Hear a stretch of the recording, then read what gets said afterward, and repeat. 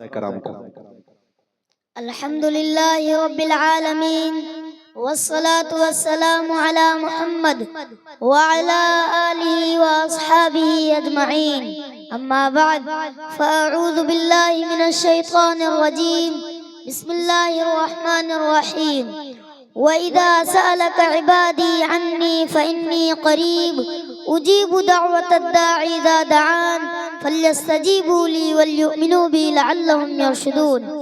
First of all, I would like to thank all our guests, teachers, parents and all my friends for coming here and encouraging us.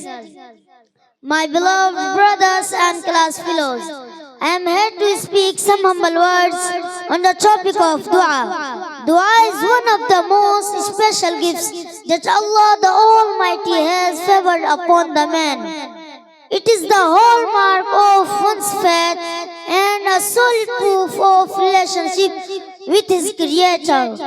It is the core of adoration, the reality and soul of servitude and piety, as well as the splendid of gentleness. Dua indicates to a strong bond of relationship with one's Lord and serves as a weapon for a believer. It is the food to soul, a means of serenity for a restless soul, a beacon of hope for a broken heart, and a remedy to lovesick fallen a prey to disappoint.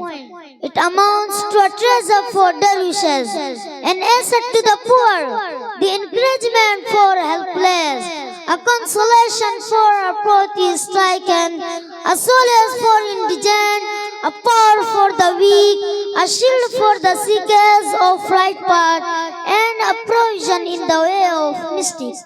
Dear audience, dua is an all-round solution to the problems, tension, anxiety, sorrows, and all difficulties.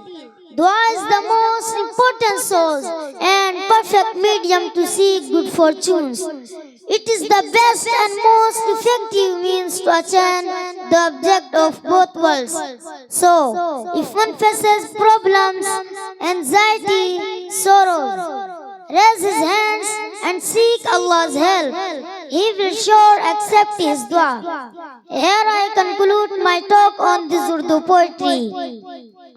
खुदा से मांग जो कुछ मांगना है ए अकबर, खुदा से मांग जो कुछ मांगना है ए अकबर, यही वो दर है कि जिल्लत नहीं सवाल के बाद। व आखिर दावाना अनिल हम्दुलिल्लाहि रब्बिल आलमीन।